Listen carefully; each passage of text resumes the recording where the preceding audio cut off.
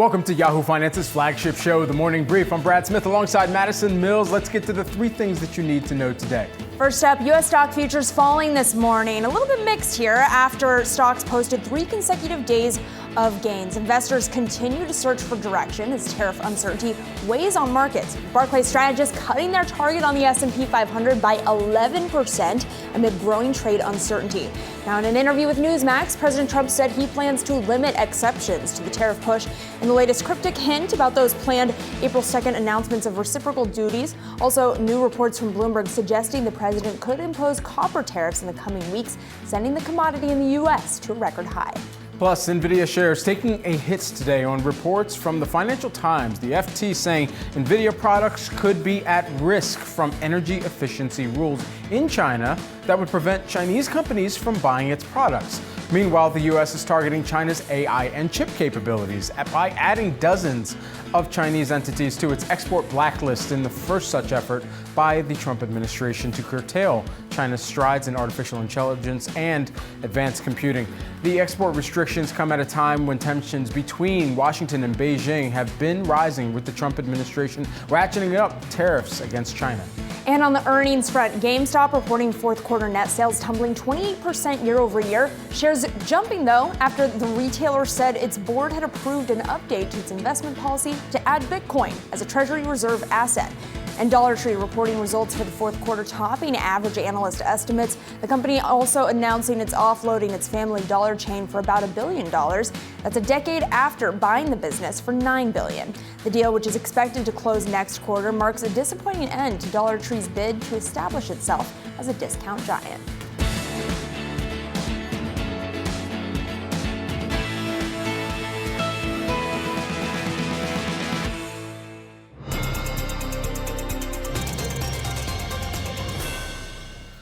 But U.S. stock futures falling today after 3 days of gains as investors await more clarity on the tariff front, and that tariff uncertainty prompting Barclays strategists to cut their forecast on the S&P 500 by nearly 11%, citing tariff hits and weakening survey data weighing on the benchmark index.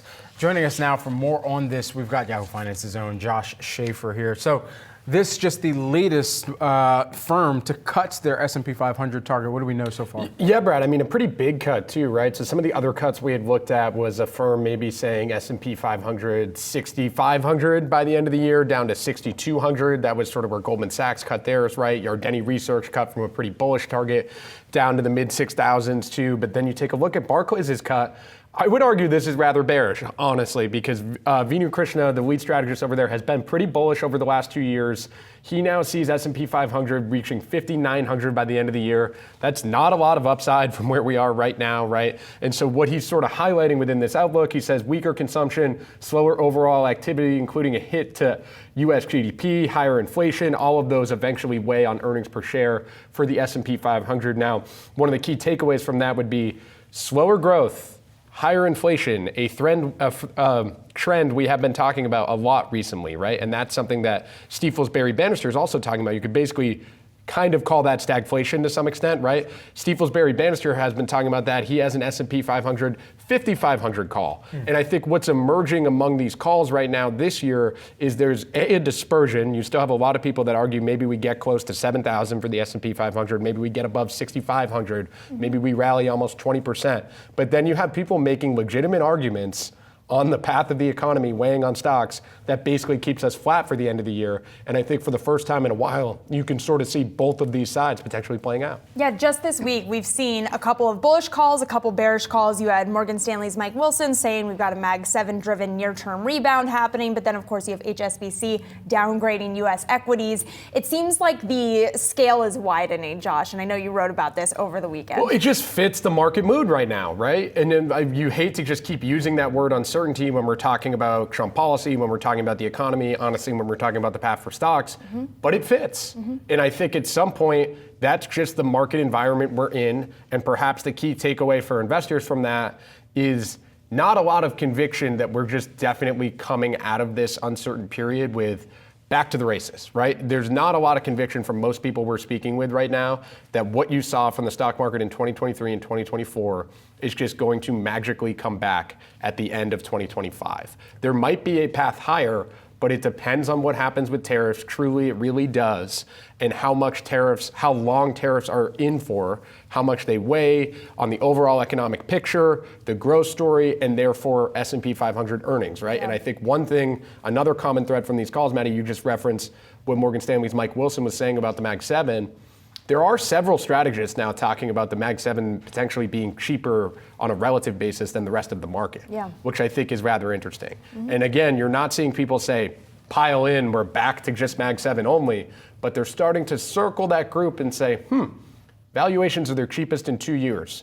Do I believe that? Maybe we'll find out a little bit more in a month once we hear from those companies, but it's an area of the market that for the first time in a long time, not everyone is just saying, those are a little expensive. I don't know if we can keep doing that. Yeah. People are the narrative is definitely fully shifted at this point. And the narrative too, it's so interesting, the amount of takes that we've started to get as well around what this next earnings season, how important and how critical. And we sound like a broken record sometimes that this is a critical earnings season. No, this is actually a fairly pivotal earnings season because you've already had companies come out like they typically do at the beginning of the year and pull back some of those expectations. But if they once again say, we still don't have enough clarity or we don't have enough certainty coming from what is the essential part of strategist thesis right now, 1600 Pennsylvania Avenue, they don't have that clarity, then investors aren't going to get that clarity. And there's two sides to that earnings story too, right, Brad? There's the tariff side, right? Yep. I want to hear what companies that are exposed to tariffs actually think tariffs on certain countries could mean for them, right? Do that math out for me if you can and tell me what that means. Mm-hmm. But then there's the AI narrative. Mm-hmm. And that's sort of, in a lot of ways, perhaps maybe even agnostic of tariffs, right? We've been talking about are these companies spending too much on AI? When is it going to boost profits? When's it going to trickle down to these other companies for, it feels like a year now, at least back to last summer, I think is when the market started questioning it. That's separate from tariffs. That's a different uncertain thing that we don't really have an answer to. So there's kind of two big questions that you're curious to hear about over the next month. And quite frankly, as you can tell, I'm a little bit excited to get some of these answers because we've been talking for a while about we want answers, and it feels like maybe we're getting a little bit slowly closer to actually having some. Yeah, and will those tariffs be a one-time hit to earnings or something a little bit more sinister that might be longer lasting, something we would love to get clarity on those earnings calls for all the executives listening to our programming. Josh, thank you so much. As always, appreciate it.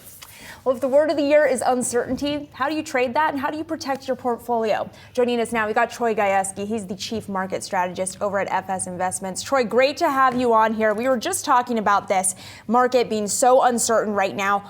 Where do you find conviction in this environment? Where are you the most convicted right now?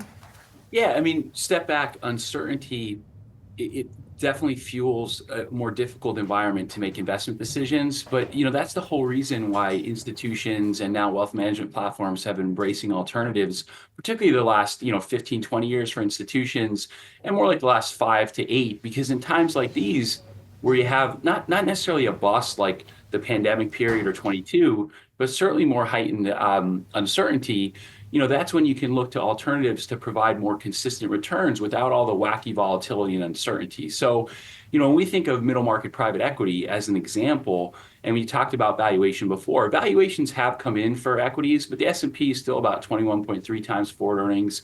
As your other guest highlighted, the Mag 7 and the NASDAQ is arguably one of the cheaper areas given the growth projectile now. But you're still paying a lot for growth. In middle market private equity, you're roughly at a 10.5x enterprise value to EBITDA versus around 17 for the Russell, for instance. And you're consistently getting about 10 to 12% revenue growth. So, back to the uncertainty, let's say the economy is a little bit slower than forecasted coming into this year for all the reasons you've discussed.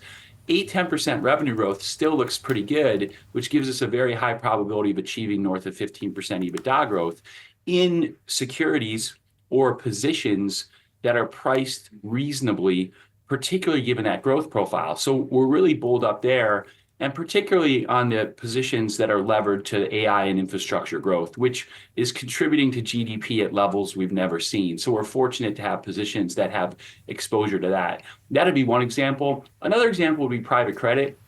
Private credit yields are still very high. They're somewhere between the 8 and 11% range, depending on the strategy. The spread to risk-free or cash has expanded as the Fed has cut. And despite the fact that recession risk has gone up marginally, you still have a very benign default environment. So you're not going to give much of that income, if any at all, back from a recession-driven default cycle. Now, obviously, in a recession, defaults will go up. You'll give back some of that income. But it's a very attractive place if you're solving for low beta, low volatility. And again, don't want to tolerate all the whiplash action that's taken place in fixed income, particularly the last 5 years, which has not been a great place to invest. And so, Troy, that's where I kind of wanted to follow based on your first answer here, because some of those areas are not perhaps assets that every single person would have that type of access level to. And so where are some of even the public equities, even if we did continue to see chop and volatility in what a lot of economists have anticipated in a growth scare, but overall still seeing growth over the course of this year in the economy? Where are those public equity plays that you're looking across and saying, okay, it's still good to have some type of exposure? Yeah, and by no means are we arguing that people should go away from asset allocation. You shouldn't abandon equity exposure. The U.S. is still the greatest economy in the world. Fortunately, from everything we analyze, will continue to be for a variety of reasons. So to the point we're discussing, if you look across markets now, I think a few things jump out. One is, again, I'll talk more broadly about the NASDAQ. The NASDAQ right now is about 18% more expensive than the S&P. But you're getting about 42 to 45% more earnings growth. So that's a very different environment than, say, 21 or even through Q3 of last year. Furthermore, if you look at the Russell, that's an area where you still have, we think, overvaluation relative to fundamentals.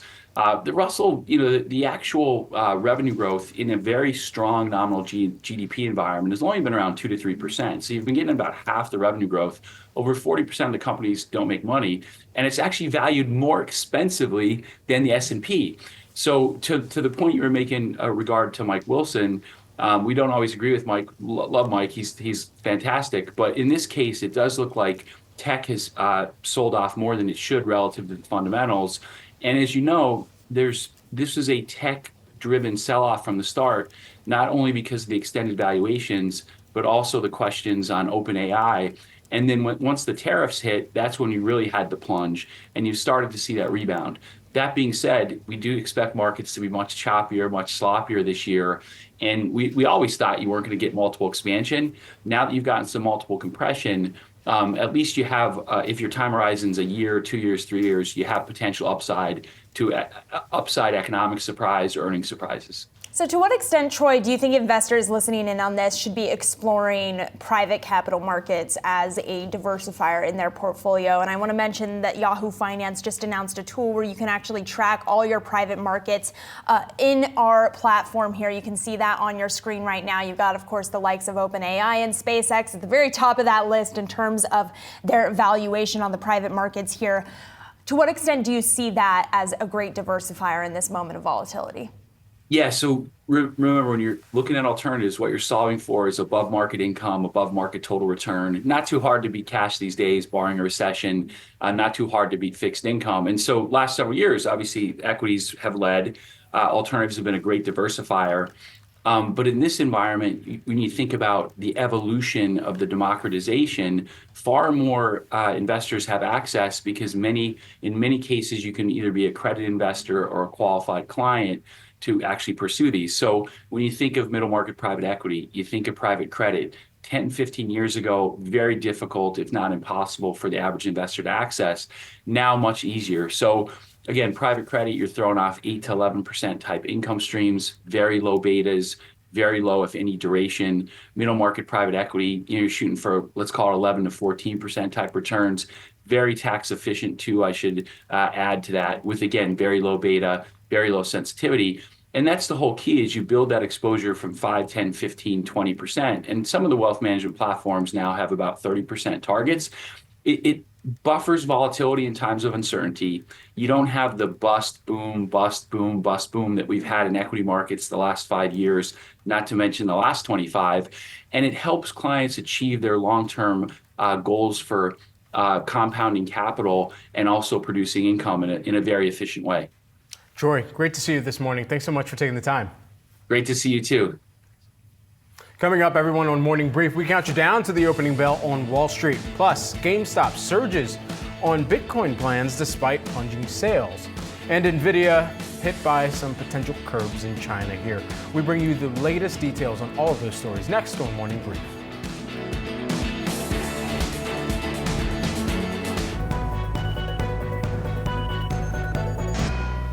Now time for some of today's trending tickers. You can scan the QR code below to track the best and worst performing stocks of the session with Yahoo Finance's trending tickers page.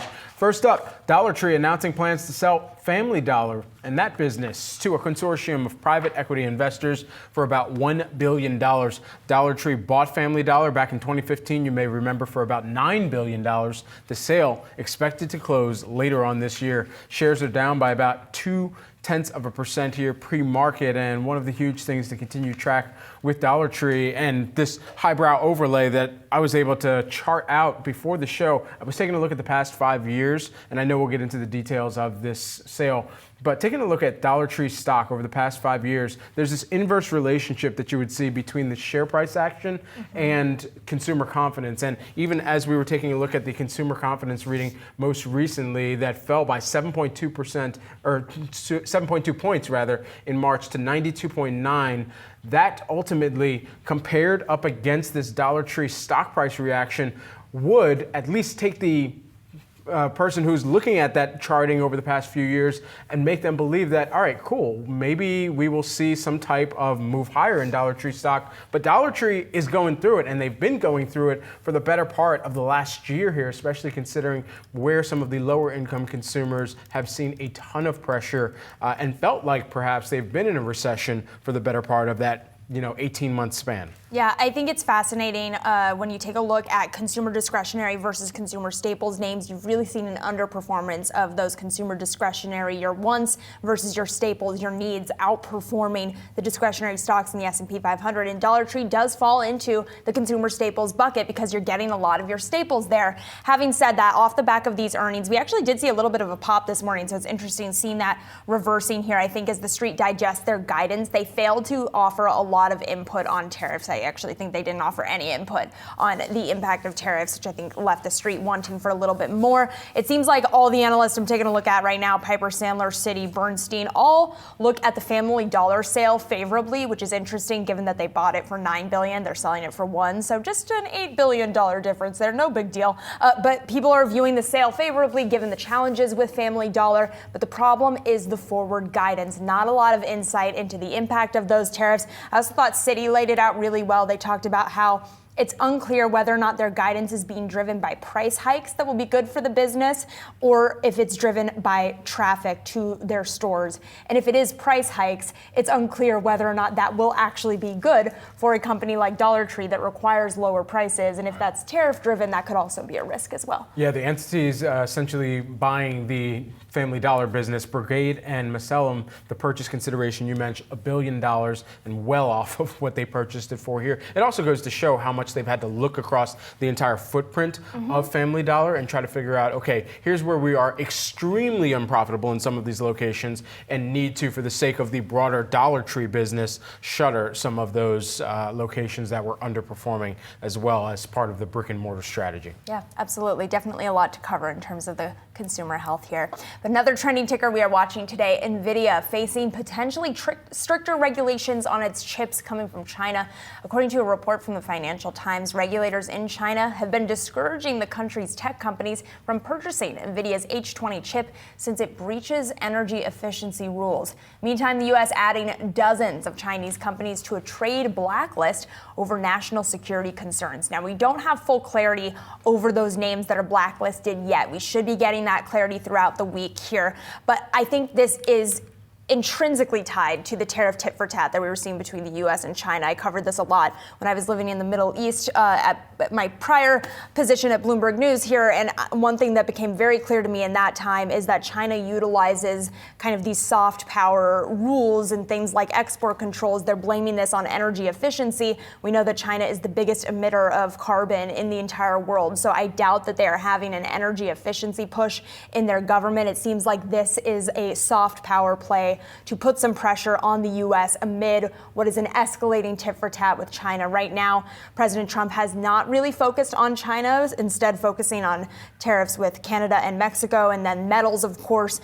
If that tariff tit for tat does kind of escalate, we could potentially see more headlines like this. Yeah, this is essentially part of a reversion to what had taken place under Trump 1.0 in the establishment of the Export Control Reform Act of 2018. And ultimately, as you're looking across some of this in implementation. The reason why it matters this time is because one of the core theses around the trade for the broader markets, or the broader conviction trade, had been around semiconductors. And so with that in mind, and it now overflowing into semiconductors beyond just what were the hot topics back then to really reel into this broader export reform control reform act back then, I think that's where the markets have to price in a little bit more of, once again, what comes out of Pennsylvania Avenue and what ultimately gets, or Mar-a-Lago in some cases, and what gets prioritized as the new target. At least in this interim period, Nvidia's come up in one form or another, and especially over the tail end of the Biden administration, plus the early innings of the Trump administration. And kind of the back and forth with these regulations leave companies just running to keep track with the changing rules. Nvidia, as part of this Financial Times reporting, they said that they did prepare a solution to alter their H20 chips to be able to comply with these new energy efficiency rules coming out of Beijing, but that could hurt the performance of those chips, which is everything for Nvidia. So what will that look like for their competitive advantage against any, Chinese tech giants as well? I think it's going to be really interesting to watch. Absolutely. We're going to keep close tabs on that, and we're watching this one very closely. GameStop this morning. GameStop approving a plan to buy Bitcoin with its cash holdings. The video game retailer following in the footsteps of Strategy, formerly known as MicroStrategy, which has bought billions of dollars worth of Bitcoin in recent years. GameStop also reported fourth quarter results with net sales declining 28% from a year earlier. Taking a look at shares, investors, they are looking forward to these purchases coming from GameStop towards Bitcoin here, and perhaps the meeting between Cohen and Michael Saylor was a little bit more about what GameStop should be doing in its strategy than just offering games and titles and having a lot of brick and mortar locations that I would imagine are continuing to underperform at this juncture. I mean, I keep laughing at this story because this is obviously a meme stock. This is not a company that's trading on fundamentals. They had a terrible earnings print, and yet you've got the stock up nearly 11% here, but maybe I shouldn't be throwing so much shade at them off of that. Maybe this is them kind of finding a way to become a new Bitcoin-friendly company. They're trying to follow in the footsteps of Strategy here.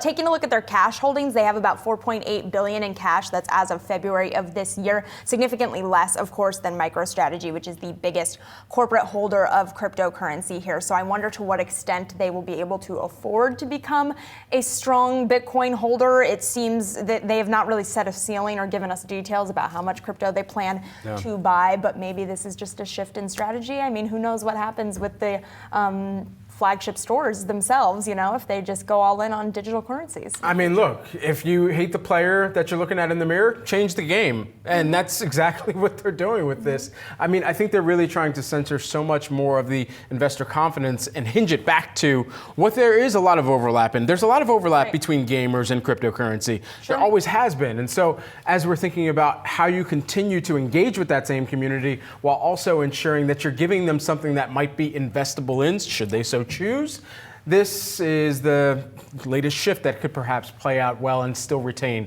some of that mind share for gamers who also want to invest. Yeah, really well said, Brad. Well, we are going to continue to cover all the market action ahead, so stay tuned for more. You're watching Morning Brief.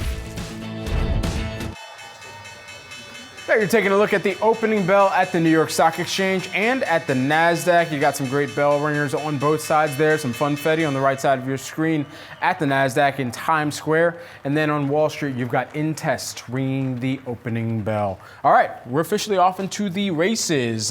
Choose your own adventure here for the S&P 500, flat just barely to the downside as of right now. You do have gains, though, for the Dow Jones Industrial Average as that opens the day up higher by about 0.2%. Seems like the NASDAQ is going the way of the S&P 500, at least early innings in today's trading session. You've got the NASDAQ composite down by about 0.3%. Let's take a look at some of the heat maps. And for the S&P 500, 11 sectors. We've got them pulled up here on the screen for you. Right now, pulling up the caboose, you've got technology. Right now, that's lower by about 0.25%. But energy, that's up 1% to kick off today's trading activity. So it seems like we're led by energy, financials, and staples out of the gate here. But pulling up the rear, you've got technology, consumer discretionary, and then additionally some of those communication services lagging. Let's take a look at some of those consumer technology plays here out of the gate and just the broader consumer consumer technology names that you might have in your house or in your hands right now. Apple, that's down by about 0.2% to start off the day.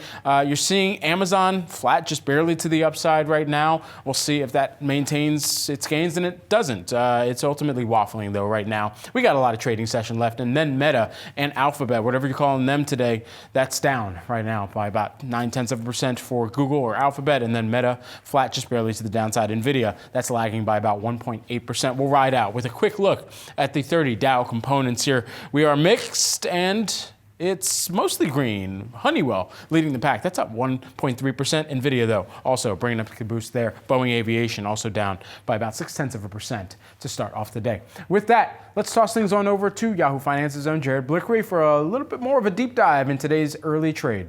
Thank you, Brad. Well, we got the major indices coming off 3 wins here, and in fact, we are 9 days off of the low here. Let me just show you a year-to-date chart of the S&P 500.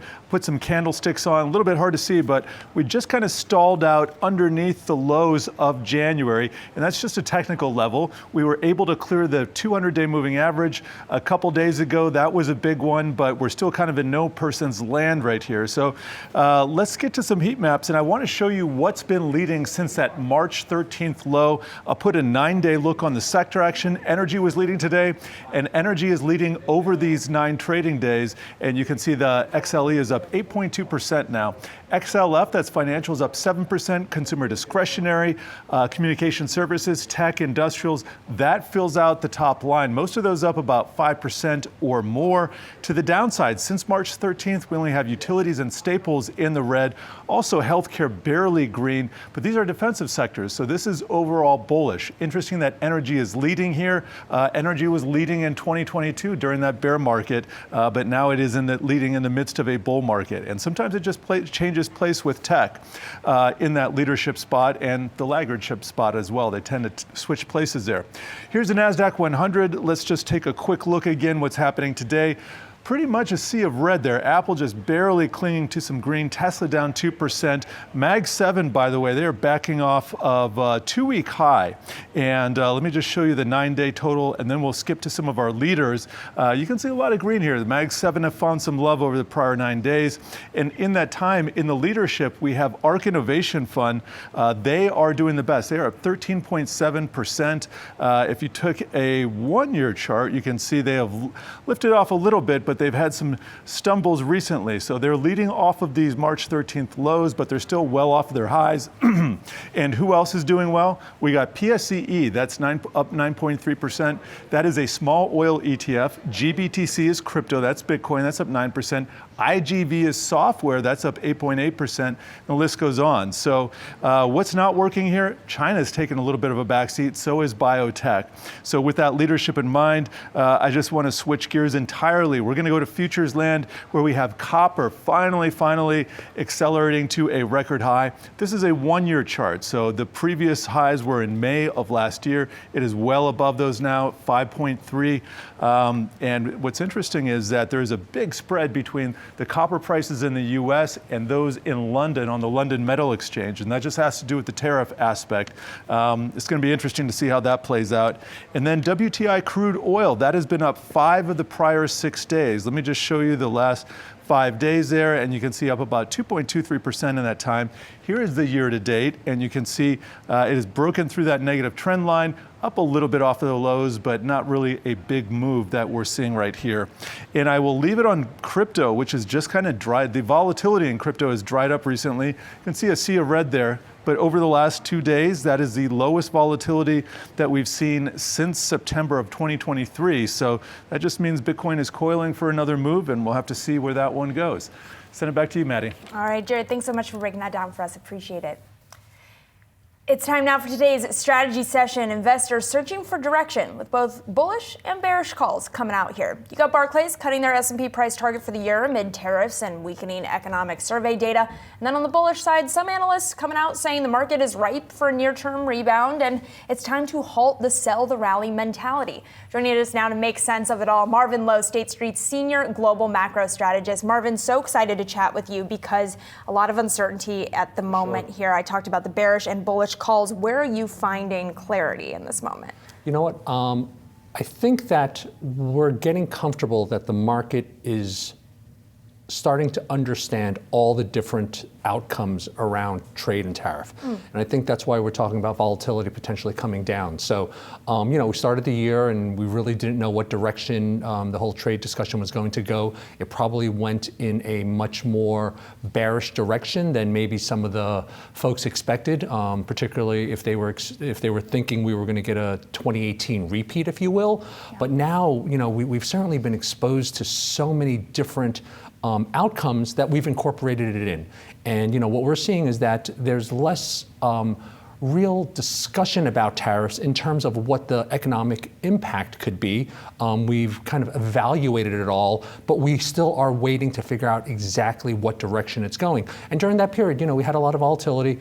We had a lot of position squaring, which means that you've got a lot of folks that are now neutral, waiting to go one direction or the other. How do you, I guess, run the calculus around both what you're mentioning and what's coming out of Washington, D.C., yep, and just the fire hose of different actions and moves that have been talked about where we're waiting for more clarity, with what we've also seen in past technological cycles that has played out in the market too, the dot-com bubble, the cloud move as well, where there's a lot of growth into some of those valuations that investors wait for. And so the confluence of the conjunction or the intersection of those things, how are you kind of running the calculus? I mean, for me, all this disruptive technology, all these trade advances, it's a long-term play. I mean, certainly there are winners within a short term. Thematically, you get companies that look explosive and ultimately don't deliver, and that's the risk. I mean, it's a very high risk kind of environment that you're working at from that perspective.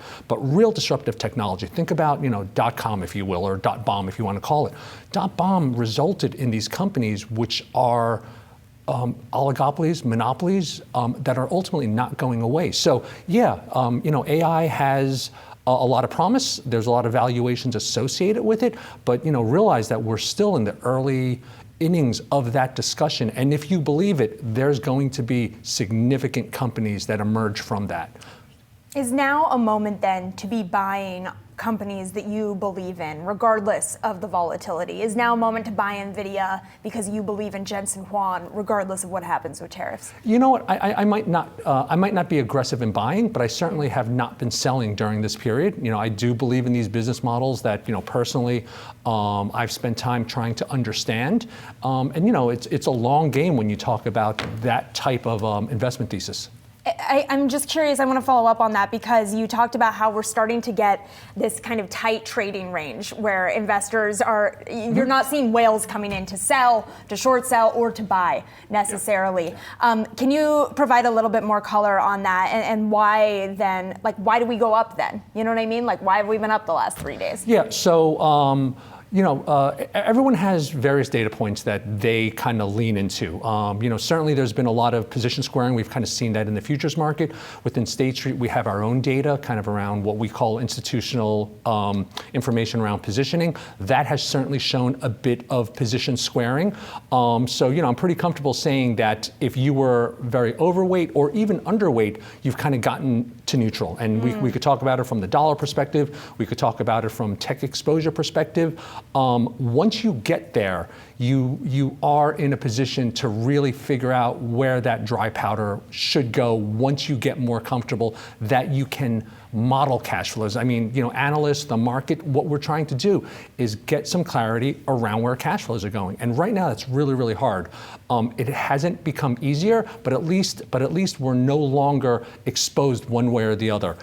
In terms of why the market, continues to creep up, it's because there is still a lot of liquidity in the system that's got to go someplace.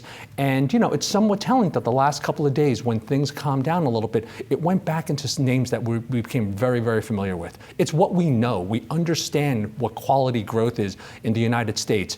We certainly had a reason to look at Europe in a different way. Their equity markets are outperforming the US by 15%. That's a massive number when you think about it.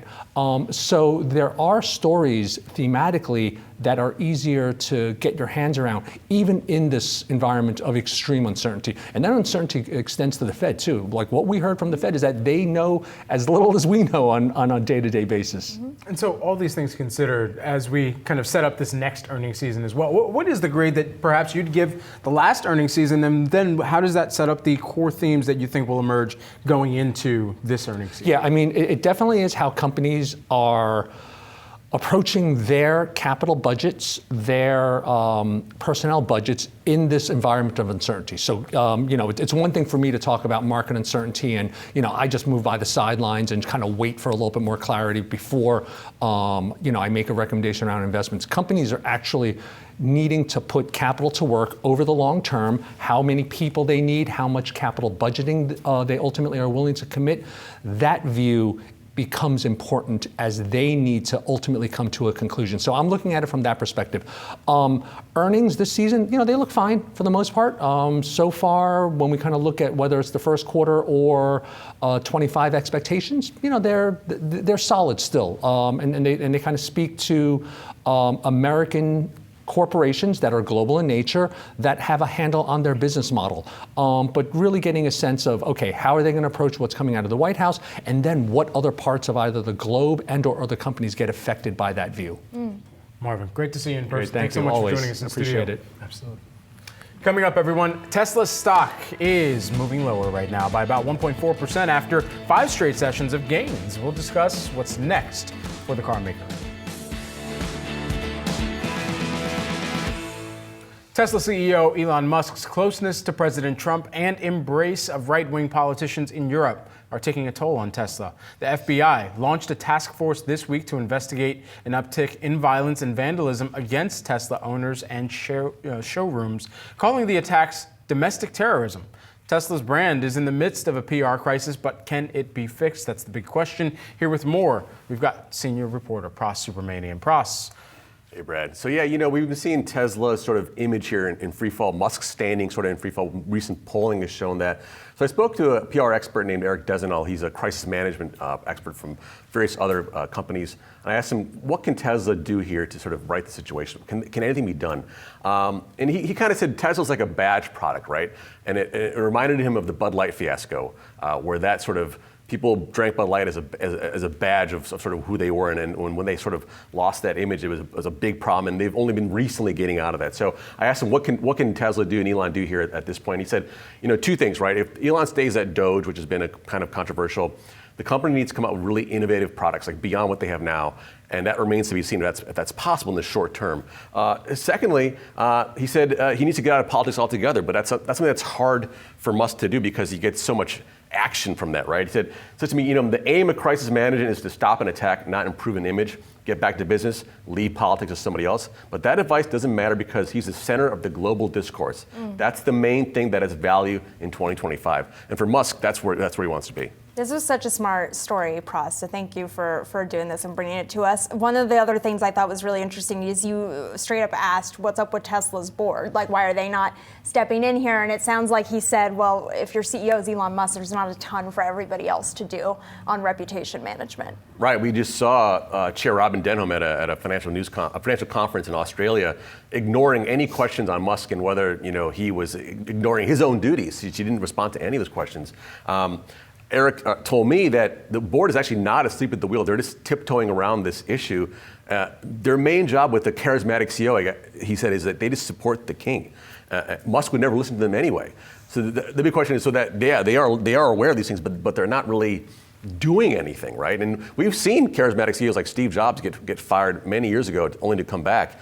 I'm not saying Musk is going to get fired here, but the question is, where is the corporate governance? And it seems like they're actually aware of the problems. Yeah. Well, they also, some of the board, have been known to have sold positions at the start of this year as well, whether that be for options expirations or whatnot. Yeah. And making sure that you're covering some of those purchases that you're going to make for future options as well.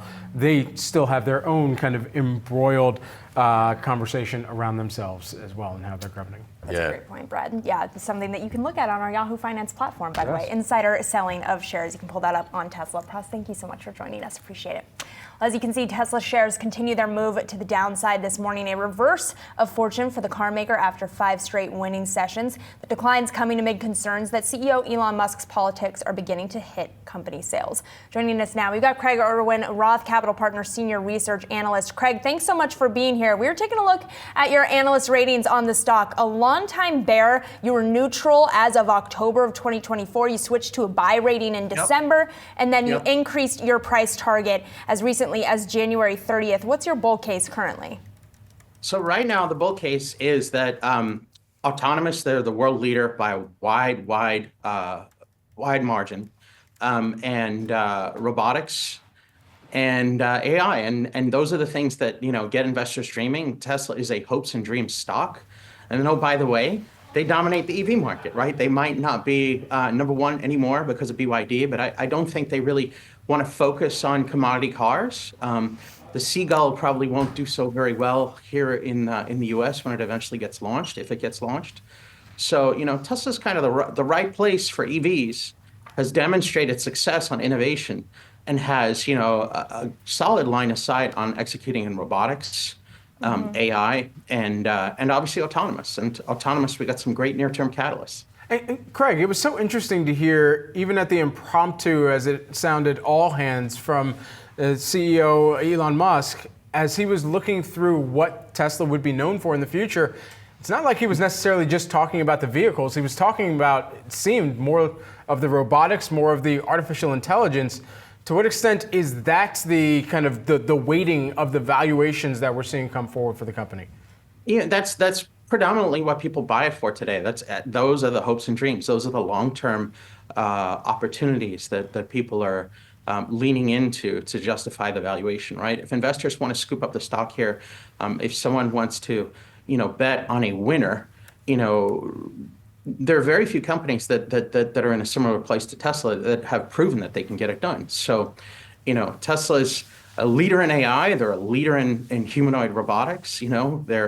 They're autonomous vehicles. They have more data than anyone else. They've driven up. Yeah, but people don't want to buy Teslas anymore, Craig. Sorry to interrupt, but people don't want to buy Teslas anymore. They don't want to be seen in them. There's even a safety risk to being in them. At what point do you capitulate to the fact that people don't want to be in a Tesla? Here's what I'm telling people, right? From the very beginning of the protests, there were anecdotal reports that there were paid protesters. So fact checking immediately on that. There is no fact behind that call, Craig. There's no reporting to confirm that protesters are being paid by the left. That's something the president said on Fox News, but there's no reporting to confirm that, so we're not going to let our As I said, anecdotal, right? You think that? Okay, so go ahead. Yeah. So when you look at the most important piece of Brad's intro for this segment, he said domestic terrorism. When the firebombing of Tesla dealerships and Tesla chargers was declared domestic terrorism, that was a big pivot point. Pam Bondi has already announced charges against 3 individuals. If you have charges, there's an order of magnitude more people in jail, right? A lot of these professional protesters are used to being let out immediately, and now there's some very serious there's no charges. evidence that they're professional protesters, so I think let's move on to another point. Yeah. So I think the hard pivot in the stock is the Tesla gift cards. When we get the Doge checks, you're going to see a big halo unfold. And that then why not just keep the EV credits in place, Craig? Sorry? Why not just keep the EV credits in place then? They are in place. That's the other interesting thing. Many of us were thinking that they would disappear at the beginning of the year, at the end of last year, right? Coming in January, February. And that was the chatter, and that was the indications of sort of things that were being said to the press. So, those $7,500 car credits are actually pretty nice, pretty juicy, and they benefit everybody. At that point, our thought process was, if it gets yanked, Tesla's the only one with scale, so they'll be a beneficiary indirectly, right? They'll have to adjust price. But this actually leaves things in place for other companies that have invested in EVs and have actually looked to be more proactive in this game to catch up to Tesla. But when the Doge checks come, if the Doge checks come, it's quite likely you see a lot of those turned around and actually flipped into Tesla purchases. I think that is something that we can look at as interestingly, playfully as a Tesla gift card. Right. I think it's just hinging on a lot of potential ifs and anecdotal evidence as of right now that hasn't been sustained. As a hopes and dreams stock, yes. Craig, thanks so much for joining us. All your markets action straight ahead. Stay tuned. You're watching Morning Brief.